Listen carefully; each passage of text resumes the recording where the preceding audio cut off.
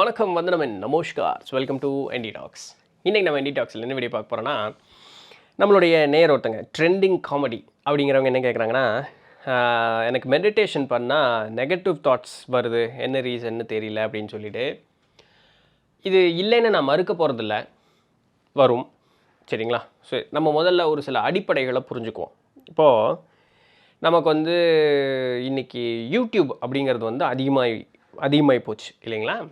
இப்போது இந்த அதிகமான ஒரு காரணத்தினால இந்த எனக்கு தெரிஞ்சதெல்லாம் நான் சொல்கிறேன் அப்படிங்கிற ஒரு சூழலில் தான் இருக்குது. என்னை பொறுத்த இல்லை, எல்லாருமே. இப்போ இது யூடியூப்புக்குள்ளே மட்டும்தான் நடக்குதான்னு கேட்டால் அப்படியெல்லாம் இல்லை. சராசரி வாழ்விலையுமே எல்லாருமே அப்படி ஒரு நிலையில் தான் இருந்தாங்க. அதனுடைய பிரதிபலிப்பு யூடியூப்பில் வெளியே வந்துக்கிட்டு இருக்கு, அவ்வளோதான். பாருங்கள், மருத்துவ குறிப்புகள்லாம் சொல்லுவோம். இந்த ஒரு மீமில் கூட பார்த்துருக்கேன். என்ன இவ்வளோ மருத்துவ குறிப்பு சொல்கிறேன், நீ டாக்டரா நான் வாட்ஸ்அப் குரூப் அட்மின்ரா அப்படின்னு ஒரு இது பார்த்தேன், மீமு. அந்த மாதிரி தான். அப்போ நம்ம என்ன தெரிஞ்சாலும் எல்லாத்தையும் பகிர வேண்டியது அப்படின்னு சொல்லக்கூடிய ஒரு எண்ணம். ஏன்னா நமக்கு ஒரு செய்தி தெரிஞ்சிருக்கு, அந்த செய்தி நம்ம பயிற்சி பண்ணுறோமோ பண்ணலையே அதை பற்றிலாம் எந்த கவலையும் இல்லை. அடுத்தவனுக்கு சொல்லுவோமே, அடுத்தவனுடைய நலன் கருதி சொல்கிற ஆட்களும் உண்டு. அவனுக்கு முதல்ல டெஸ்ட் பண்ணி பார்ப்போம், அவன் வேலை செஞ்சதுன்னா அதுக்கப்புறம் போகணும், அப்படிப்பட்ட ஆட்களும் உண்டு, இல்லைன்னெல்லாம் சொல்ல முடியாது. இப்போ இந்த சூழல்னால் என்ன ஆகி போச்சுன்னா, இந்த ஆன்மீக வளர்ச்சி அப்படிங்கிறது அபரிமிதமாக இந்த இடத்துல வந்துடுச்சு. ஆனால் இதற்கு ஒரு முறைப்படி நம்ம செல்லணும் அப்படின்னு சொல்லக்கூடிய பாதை இல்லாமல் போயிடுச்சு. அப்போ நம்மகிட்ட என்ன ஆகுதுன்னா, நெட்டில் போயிட்டு மெடிடேஷன் ஃபார் பிகினர்ஸ் அப்படின்னு அடிச்சோம்னா போதும், ஒரு இங்கிலீஷிலிருந்து எல்லா மொழியிலிருந்து ஒரு வண்டியாக அப்படியே வீடியோஸ் அப்படிங்கிறது இருக்குது. இது வீடியோஸ் மட்டும் இல்லை, சும்மா கூகுளில் போய் டைப் பண்ணிங்கனாலுமே நம்ம படிக்கிற கண்டென்ட்டும் ஏகப்பட்ட கண்டென்ட் அப்படிங்கிறது அதில் இருக்குது. இதெல்லாம் படிக்கும்போது நம்ம என்ன பண்ணுறோன்னா, தியானங்கிறது தானா, ஒரு சில பேசிக்காக கற்றுக்குறோம். ஒரு வீடியோங்கும்போது ஒரு 10-20 வீடியோ பார்ப்போம். ஒரு வாரத்துக்கு நமக்கு விறுவிறுன்னு இருக்கும். ஆஹா சூப்பராக இந்த வீடியோ சஜஸ்ட் வருது, அது வருது, ஆஹா இது எனக்கு ஏதோ மேஜிக் நடக்குது அப்படி இப்படிமா, தெய்வ கடாட்சம், இந்த அண்டமே என்னுடைய எல்லாத்துக்கும் ஆன்சர் பண்ணிடுச்சு, ஆஹா சூப்பர் அற்புதம், மிரக்கிள் ஹஸ் ஹேப்பன்ட் இன் எல்லா வாயும் பேசலாம். நம்ம மனசில் நினச்சது எல்லாமே டமால் அப்படி எனக்கு வீடியோ வருது, எல்லாம் பயங்கரமாக பேசுவோம், எல்லாம் அது புது பட்டாசு, அது வெடிச்சு அப்படி தான் இருக்கும். ஒரு வாரத்துக்கு நல்லாயிருக்கும். அப்புறம் அப்படியே நவுக்க ஆரம்பிக்கும். இப்போ என்னென்னா, இந்த ஒரு வாரத்துக்குள்ளே நம்ம ஏதாவது ஒன்று எல்லாம் படித்து இது பண்ணும் பொழுது கிட்டுன்னு நம்ம மைண்டு சூப்பராக இருக்கும்.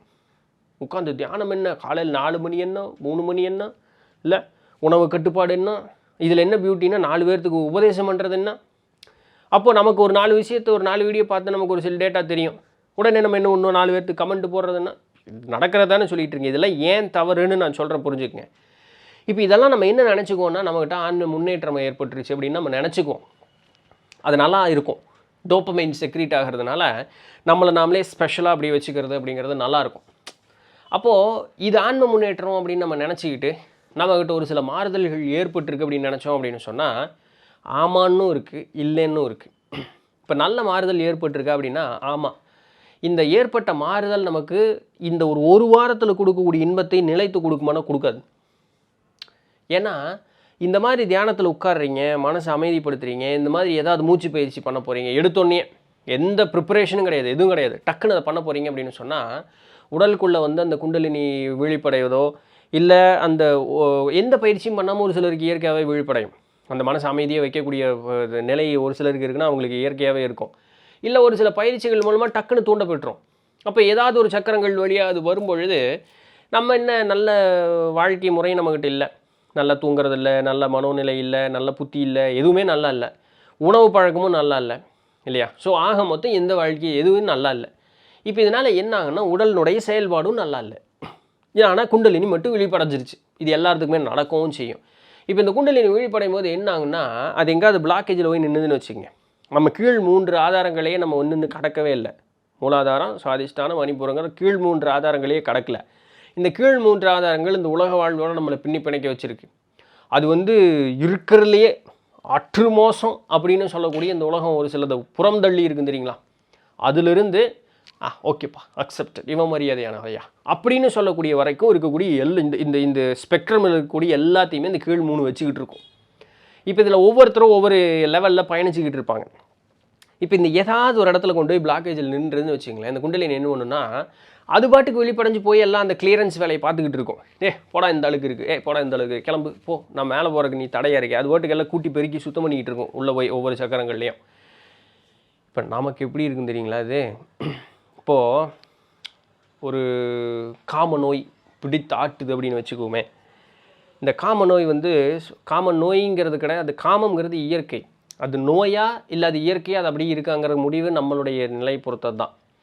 இப்போது சுவாதிஷ்டானத்துக்கு வரும் சரிங்களா. உங்களுக்கு இந்த உலக வாழ்வின் மீது அதிகப்படியான ஒரு பிடிப்பு அப்படின்னா மூலாதாரம் வேலை செய்யணும். காலையில் எந்திரிக்கிறீங்க அப்படின்னு சொன்னால் முதல்ல மூலாதாரம் வேலை செய்யணும். இப்போ அடுத்து அந்த காம நோய் இல்லை பிற அடுத்த பாலினத்து மேலே ஈர்ப்பு அப்படிங்கிற மாதிரியெல்லாம் இருக்குதுன்னு வச்சுங்களேன். இனப்பெருக்கத்தின் மேலே ஈர்ப்பு அப்படிலாம் இருக்குன்னா அந்த சுவாதிஷ்டானம் வேலை செய்யணும். இல்லை எனக்கு ரெக்கக்னிஷன் கிடைக்கணும், பேர் புகழ் அந்தஸ்து கௌரவம் அதெல்லாம் மேலே விருப்பம் இருக்கா மணிப்பூரங்க வேலை செய்யணும். இப்போ இங்கே எங்காவது ஒரு பிளாக்கேஜ் இருக்குதுன்னு வச்சுக்கோங்க. இந்த பிளாக்கேஜ் எதனால் வந்திருக்கும்? நிறைய ஃபேக்டர்ஸ் இருக்குங்க. இதனால தான் நான் சொல்லுவேன், நிறைய இது இருக்குது. நீங்கள் உங்களுடைய உணர்வுகளை கட்டுப்படுத்தியிருப்பீங்க, இல்லை சின்ன வயசில் உங்களை அதட்டி உங்களுடைய உணர்வுகளை அந்த மேலிடாமே அப்படி இது பண்ணியிருப்பாங்க. ஏகப்பட்ட ஃபேக்டர்ஸ் இருக்குது. ஒரு சிலருக்கு எங்கேயாவது அடிபட்டிருக்கும். அந்த அடிபட்டதுனால அங்கே ஏதாவது ஒரு பிளாக்கேஜ் இருக்கும். ஃபிசிக்கல் கிராஸ் பாடியில் பிளாக்கேஜ் இருக்காது, எனர்ஜியில் பிளாக்கேஜ் இருக்கும். ப்ரானிக் ஹீலிங் படித்தவங்களுக்கு தெரியும். அப்போ அந்த மாதிரி பிளாக்கேஜ் இருக்கும். அந்த இடத்துல எல்லாம் சிக்கிட்டேன்னு வச்சுங்களேன். இந்த குண்டலினி போய் அதை எல்லாத்தையும் க்ளீன் பண்ணிகிட்டு இருக்கோம். இப்போ க்ளீன் பண்ணும்பொழுது எங்கே மாறுதல் ஏற்படும்னா உடல் அளவில் மாறுதலை காட்டாது, மனதளவில் மாறுதலை காட்டும். அதுதான் இந்த நெகட்டிவ் தாட்ஸ் வருதுங்கிறது. நான் இவ்வளோ 6.5 நிமிஷம் பேசியிருக்கேன் இந்த பாயிண்ட் வர்றதுக்கே. ஏன்னா இத்தனை தவறுகளும் இத்தனை நிகழ்வுகள் நடக்குதுன்னு முதல்ல நம்ம புரிஞ்சுக்கணும். அதனால தான் பெரியவங்க என்ன சொன்னாங்க, இதுபோல் பயிற்சிகள் செய்வதற்கு முன்னாடி யம நியம ஆசனம் பிராணாயாமன்னு உடைய 4வது இடத்துல அதை தான் வச்சாங்க. அப்போ முதல் 2 என்ன? யம நியமம் ஒழுக்கத்தை மட்டும் கற்றுக்கோ அப்படின்னாங்க. முதல்ல சொன்னதை செய், அவ்வளோதான். என்ன சொல்கிறோமோ அதை செய், அதை மட்டும் செய் போதும். பின்ன அதில் தேர்ந்துட்டான்ப்பா, பின்ன ஏன் செய்யணும், எதுக்கு செய்யணும், இதுக்கு உண்டான காரணம் என்ன, அந்த அர்த்தங்களை சொல்லி கொடுத்தாங்க. அப்புறம் உடலினுடைய நிலையை சுத்தம் பண்ணணும், ஆசன வகைகளை சொல்லி கொடுத்தாங்க. அதுக்கப்புறம்தான் இந்த குண்டலினி விழிப்படைவதற்குண்டான அந்த பிராணாயாமங்கிறதே வந்தாங்க. இந்த முதல் 3 நிலைகள்லையுமே மனச்சுத்தி உடல் சுத்தி அப்படிங்கிறது ஏற்பட்டிருக்கும். அந்த இடத்துலேயே உணவு கட்டுப்பாடுலேருந்து எல்லாமே வந்துடும், மனக்கட்டுப்பாடுலேருந்து எல்லாமே வந்துடும் முதல் 3 நிலைகள்லையே. இதெல்லாம் தாண்டினதுக்கப்புறம் தான் இதுலேயே குண்டலினி ஒரு மாதிரி அந்த ஃப்ளோலாம் ஈஸியாக ஆகிருக்கும். அந்த 4வது நிலை வந்து அந்த பிராணாயாமம் பண்ணுவோம், டக்குன்னு அவனுக்கு வந்து ஆக்டிவேட் ஆகிடும். இன்றைக்கி யாராவது இதை பண்ணுறோமா? ஒரு வண்டி எடுத்துகிட்டு போகிறோம், ஒரு யாரோ ஒருத்தங்க குறுக்க வந்துட்டாங்க, இல்லை ஒரு பெரியவங்க யாரோ ஒருத்தவங்க அப்படி டக்குன்னு வந்துட்டாங்க, பார்க்காம வந்துட்டாங்க. உங்களுடைய மனோநிலை எப்படி இருக்கும்?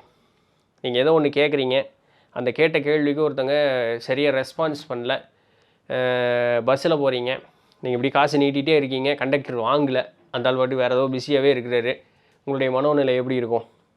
அப்போது யம நியமத்தில் அடி வாங்கிட்டோம் அந்த இடத்துல. அப்போது என்ன ஆகுதுன்னா குண்டலினி விழிப்படைஞ்சிருச்சானா நம்ம இந்த இடத்துல உட்காந்து தியான பயிற்சி மூச்சு பயிற்சி எல்லாம் பண்ண ஆரம்பிச்சிட்டோம். இப்போ இந்த இடத்துல குண்டலினி முன்னாடி இவனடா உணர்வை மாற்றிட்டான் பொசுக்குன்னு, இந்த இடத்துல உணர்வு மாறினதுனால இந்த கீழே அவன் அந்த ஃபீலிங்ஸ் எல்லாம் அந்த சுவாதிஷ்டான கசமுசான ஆகுதுடா, எல்லாம் க்ளீன் பண்ணணும் இரிட்டேட் ஆகும் அப்படியே அவனுக்கு பயங்கரமாக. ஏன்டா இப்படி இருக்கீங்க, ஏன்டா நான் சொன்னால் கேட்க மாட்டீங்களா அவன். புரியுதுங்களா உங்களுக்கு? ஏன் வந்து தியானம் பண்ணுற ஆரம்பித்ததுக்கப்புறங்க உலகமே வித்தியாசமாக தெரியுதுங்க. எல்லாருமே முட்டா பையெல்லாம் இருக்கிறானுங்க. ஏன்டா இப்படி இருக்கீங்க, ஏன்டா இப்படி இருக்கீங்க, உங்களுக்கெல்லாம் திருந்தவே மாட்டேன். இந்த பேச்செல்லாம் வர்றதுக்கு காரணம் தான். இவனும் திருந்தலை, ஆனால் அடுத்து ஒன்று சொல்ல போயிடும். வெளியில் இருக்கிறது பூராமே எனக்கு இரிட்டேட் ஆகும் அப்படியே கம்ப்ளீட்டாக. இப்போ நான் அதை பண்ணிடுறேன் அப்படின்னும். ஆனால் அப்படி இது வெளியும் இல்லை. உள்ளே என்ன இருக்கும், இவனுடைய ஆசைகள் தூண்டும், பயங்கரமாக தூண்டும். இது அது ஆக்சுவலாக இயற்கையாக எனக்கு நல்லா புரிஞ்சுக்கேன். ஏன் அந்த ஆசைகள் தூண்டுதுன்னா இயற்கையாக நடக்க வேண்டிய அந்த உணர்வுகளை நான் கட்டுப்படுத்தி வச்ச ஒரு காரணத்தினால அது என்ன பண்ணுது, கிளென்ஸ் பண்ணும்போது வெளியே அனுப்பணுமே, தேவையில்லாமல் தேங்கி இருக்கிறது வெளியே அனுப்பணுமே. அப்போ உணர்வுகள் மேலிடும். இந்த உணர்வுகள் மேலிடும் பொழுது அதை ஒப்புக்கொண்டு அதை பயன்படுத்தக்கூடிய அளவில் நெறிபடி அதை பயன்படுத்திட்டோன்னா பிரச்சனை இல்லை. சரி பரவாயில்ல, இது உடல் இருக்க வரைக்கும் இது ஒரு உணர்வுகள். 4 பேர் என்னை பாராட்டணும்னு விருப்பம்னா பட்டுட்டு போ, 4 பேர் பாராட்டும் போது சந்தோஷப்படு. அதை விட்டு போட்டு அதெல்லாம் தவறுங்க, அதெல்லாம் தவறுங்க, அதை வேண்டாங்க, நம்மளாம் சிரியும். ஏன் இது இந்த ஃபேக்காக வந்து எதுக்கு இந்த லைஃபு? அப்போ என்ன ஆகுன்னா அந்த பிளாக்கேஜ் இருந்துக்கிட்டே இருக்கும். இந்த பிளாக்கேஜ் இருக்கிற வரைக்கும் குண்டலினி வேலை செஞ்சுக்கிட்டே அதுக்கு கிளென்ஸ் பண்ணிக்கிட்டே இருக்கும். நீங்கள் பிளாக் பண்ணிக்கிட்டே இருப்பீங்க, காலை நீட்டிச்சுக்கிட்டே போயிட்டே இருக்கும். நம்மளுடைய வாழ்க்கை நரகம் போல் இருந்துக்கிட்டே இருக்கும். என்னைக்கு நீங்கள் உங்களுடைய உணர்வுகளை ஒப்புக்கொண்டு ஆமாண்டா நான் ஒரு 3rd கிரேட் லோஃபர் தான்டா, முன்னேறதுக்கு விருப்பம் இருக்குது, நான் ஒத்துக்கிறேன், நான் வந்து ஒரு ஈத்தர பையன்தான் ஒத்துக்கிறேன், நான் மாறணும்னு விருப்பப்படுறேன், இந்த உணர்வுகள் வந்தால் வந்துட்டு போகுது ஆமாம் நான் ஒத்துக்கிறேன், முதல்ல இதெல்லாம் நடக்குது, இந்த மாதிரி உணர்வு மாறுதல் எனக்கு இருக்குது, நான் ஒப்புக்கொள்கிறேன். அதில் எது சரி, எது தோதுபடுது, என்னால் எது இப்போதைக்கு என்னால் கையால் ஆகுமோ அந்த அந்த உணர்வுகளுக்கு நான் வந்து உண்டானது செய்கிறேன், முடியாததா முடிஞ்ச அளவுக்கு முயற்சி பண்ணுறேன் அப்படிங்கிறதோட அந்த அந்த ரிலாக்ஸேஷன் ஸ்டேட் ஃபஸ்ட்டு நீங்கள் அக்செப்ட் பண்ணிக்கணும். உங்களை நீங்கள் முதல்ல ஒப்புக்கொள்ளணும். இதை யாருக்கிட்டையும் போய் சொல்லி ஒரு அவசியம் கிடையாது. எதுக்கு நீங்கள் யார்கிட்ட போய் சொல்கிறீங்க? நீங்கள் முதல்ல உங்களுக்குள்ளே ஒப்புக்கொண்டா போதும்ல. இது ஒப்புக்கொள்ளுங்க. முதல்ல உங்களுக்குள்ளே இருக்கக்கூடிய உணர்வுகளை நீங்கள் அக்னாலேஜ் பண்ணுங்கள். அது ஒப்புக்கொண்டுட்டீங்க அப்படின்னு சொன்னால் முதல்ல மனசு அமைதியாகிடும். இப்போ இந்த மனசு அமைதியான உடனேயே என்ன ஆகும் அப்படின்னு சொல்லும்பொழுது அந்த கிளென்சிங் ப்ராசஸ் வேகமாக நடக்கும். இவ்வளவு நாள் நீங்கள் துன்பப்பட்ட அந்த ஒரு துன்பம் அப்படின்னு சொல்லக்கூடியது நெகட்டிவ் தாட்ஸ் வருங்க. எதுவுமே நெகட்டிவ் தாட்ஸ் எல்லாம் கிடையாது. இருக்கிற உணர்வு நம்ம ஒரு ஒரு ஆண் பொண்ணை பார்த்தா ஆசைப்படத்தான் செய்வான், பொண்ணு ஆண் மேலே ஆசைப்படத்தான் செய்வான். இது இயற்கை தானே. காசு பணத்து மேலே, பேர் புகழ், அந்தஸ்து மேலே யாருங்க ஆசைப்பட வேண்டாம்னு சொல்லி? யாரை நீங்கள் வாழ்க்கையில் துன்பப்படணும்னு யாருங்க விருப்பப்படுவான்? ஏதாவது ஒரு உயிரை காட்டுங்க, வாழ்க்கை பூரா துன்பமாகவே கொடுங்கய்யா, என் வாழ்க்கையை பூரா நரகமாகவே வச்சுருங்க, எந்த உயிர் சொல்லும்? ஒரு உயிரும் சொல்லாது. அப்போ இதெல்லாம் இயற்கை, இந்த உடலினுடைய மாறுதல், அது அப்படி தான். அதனால் எந்த நீங்கள் நாளைக்கு ஒன்றும் ரமண மகரிஷி ஆக போகிறதில்ல. ஆகலாம் எப்போ? உங்களை நீங்கள் உணர்ந்தால் மட்டும்தான். தன்னை தான் அறிதல், ஆமாம் நான் இப்படி தான் அப்படிங்கிறத நீங்கள் எப்போ ஒத்துக்கிறீங்களோ அப்போ இந்த கிளென்சிங் ப்ராசஸ் கடன்னு நடந்துடும். அப்போ அதை முதல்ல பண்ணணுன்னா நம்ம அதுக்கப்புறம் அது நெகட்டிவ் தாட்டுன்னு சொல்லவே மாட்டோம். இப்போது ஏதோ ஒரு அழகை பார்க்குறோம், அழகாக இருக்குது, அப்படியே போயிட்டே இருப்பான். அவனுக்கு அதுக்கு மேலே அதுக்கு பெருசாக உணராது, பெருசாக தோணாது. இதெல்லாம் நம்ம வந்து உணர்ந்த காரணத்தினால சொல்கிறேன்.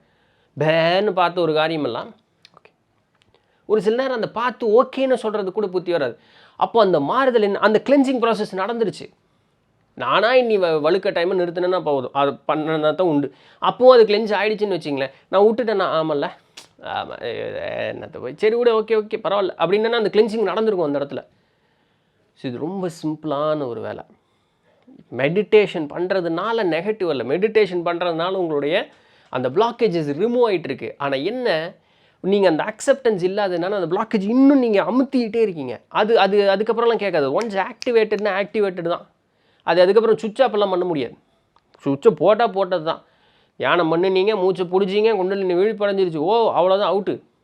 அதுக்கப்புறம் அதை ஆஃபெல்லாம் பண்ண முடியாது, செத்தாக தான் அது ஆஃப் ஆகும். ஸோ அதனால் ஆஃபெல் வேலையே கிடையாது. அது வாட்டுக்கு அந்த கிளென்சிங் ப்ராசஸ் நடக்குதுன்னா விட்டுருங்க. உணர்வுகள் வருதா, அந்த உணர்வுகளை வந்து முடிஞ்ச அளவுக்கு இந்த உலகத்தையே அழிச்சிட்றேன்டா அப்படிங்கிற அளவுக்கெல்லாம் போக வேண்டாம் மனசா. அதுக்காக தான் என்ன சொல்லுவாங்க, சாமி கும்பிடுவாங்க, தெய்வத்தின் மீது உங்களுடைய கவனத்தை திருப்பும்பாங்க. அப்போது பெரியவங்க பேசுகிறத கேட்குறது, நல்ல ஒரு இசை, இனிமையான இசை. இப்போ போட்டு ஒரு டம்முன்னு அடிக்கிறாங்களா, அதெல்லாம் கிடையாது. இனிமையான இசை, அதுக்கு தான் சாமி பாட்டு. இன்றைக்கி அதுவும் ராக் அண்ட் ரோல் மாற்றிட்டாங்க. இனிமையான கீதத்தில் இருக்கக்கூடிய சாமி பாட்டு, தெய்வத்திற்கு உண்டான நூட்கள் படிப்பது, பெரியவர்கள் பேசக்கூடியதை கேட்பது, ஆத்ம விசாரணை செய்வது. அப்போ என்ன ஆகுனா, இந்த மாதிரி அந்த உணர்வுகள் நடக்கும்போது அந்த உணர்வுகளை வெளிப்படுத்தாமல் அதை நமக்குள்ளேயே அலசி ஆராயும். கிளென்சிங் ப்ராசஸ் நடந்துக்கிட்டே இருக்கும். ஆனால் நம்ம பெருசாக எக்ஸ்ப்ரெஸ் பண்ணோம், அப்பப்போ ஒரு நேரம் அவுட் பஸ்ட் ஆகிறது தான். அது நம்ம குடும்பத்துக்குள்ளே இருக்கிறவங்க மட்டும் சிக்கிக்குவாங்க, பாவம். அது என்ன பண்ணுறது, அது என்ன பண்ணுறதுன்னா அதையவே பழக்கப்படுத்திக்காதீங்க. அது ஒரு மாயை தோற்றம். அதுக்கப்புறம் எங்கெங்கெல்லாம் சிக்கிறோன்னு சொல்லிட்டு இருக்கு பார்த்தீங்களா. அப்புறம் இந்த மாதிரி அப்படியே பண்ண காலம் செல்ல நம்மக்கிட்ட மாறுதல் ஏற்படும். இப்போ இந்த கால அளவுங்கிறதெல்லாம் கிடையாது. அது உங்களுடைய வைராக்கியத்தை பொறுத்து அந்த காலம் எப்படி வேலை செய்யுமோ அது வேலை செய்யும். எவ்வளோ சீக்கிரம் அப்படிங்கிறது உங்களுக்கு, அது உங்களுடைய வைராக்கியத்தை பொறுத்து. ஸோ முதல்ல உங்களை அக்செப்ட் பண்ணிக்கங்க, தொடர்ந்து இந்த பயிற்சி ஈடுபடுங்க. வெறும் தியானம் பண்ணுறது அப்படிங்கிறது மட்டும் இல்லாமல் அது மேலே அன்போடு, தெய்வ நம்பிக்கையோடு, தெய்வத்தின் மீது பற்று வைத்து அப்படின்னு போங்க. ஏன்னா நம்மளோட ஹையர் லெவலில் இருக்குது, நம்மளை சுற்றி எல்லா இடத்துலையும் இருக்குது. அப்போ அந்த சக்தி நமக்கு உதவி செய்யும். அப்படி தான் இந்த பயிற்சி அப்படிங்கிறது போகணும். நியம ஆசன பிராணாயாமம். அப்போ நீங்கள் ஒரு மெடிடேஷன் உட்காரிங்கன்னா முதல்ல தலையிலேருந்து கால் வரைக்கும் ஸ்ட்ரெச்சிங் எக்ஸசைஸாவது நீங்கள் கடைசிக்கு பண்ணணும். எனக்கு யோகாசனம்லாம் தெரியாது, வேண்டாம் ஜாமி, இந்த கழுத்து இப்படி இந்த ஸ்கூலில் பிடி பீரியடில் வந்து சொல்லி தருவாங்களே, கை எப்படி பண்ணுறது, கையை சுற்றுறது, இடுப்பாட்டுறது, கால் இப்படி பண்ணுறது எல்லாம் சொல்லி தருவோம். அதை பண்ணிவிட்டு உட்காருங்க, அந்த எனர்ஜி ஃப்ளோ நல்லாயிருக்கும். எக்ஸசைஸே பண்ணாமல், ஃபிசிக்கல் ஒர்க்கே பண்ணாமல் தியானமே பண்ணக்கூடாது. ஃபர்ஸ்ட் ஆஃப் ஆல் அந்த எனர்ஜி பிளாக்கேஜ்லேயே நின்றுக்கிட்டே இருக்கும், பயனே இல்லை. இதெல்லாம் யாரும் சொல்லித்தரது இல்லைங்க. அப்படி தான் இப்படி நிறைய பேர் தடாலட்டியாக போய் உட்காந்துட்டு சீக்கிக்கிறது. சரிங்களா? ஸோ நெகட்டிவ் தாட்ஸ் அப்படியெல்லாம் ஒன்றும் கிடையாது. இயற்கையே இருக்கிற உணர்வுகள், உங்களுடைய உணர்வுகள் தான் அது. அது மேலே வர்றதுக்கு அதை விடுங்க முதல்ல. தன்னிச்சையாக எல்லாம் சரியாக போயிடும். சரிங்களா? ஸோ இதுதான் இன்றைக்கி உண்டான செய்தி. பிடிச்சிருந்துருக்கும், உங்களுக்கு பர்சனலாக ரிஃப்ளெக்ட் ஆகிருக்கும் அப்படின்னு நம்புகிறேன். நாளைக்கு ஏதாவது சில கேள்விகள் இருந்ததுன்னா கேளுங்க, அதற்குண்டான பதில்களில் சந்திப்போம். அதுவரையும் தொடர்ந்து இணைந்திருங்கள். நான் உங்கள் இடத்துல இருந்து பண்ணி நன்றி.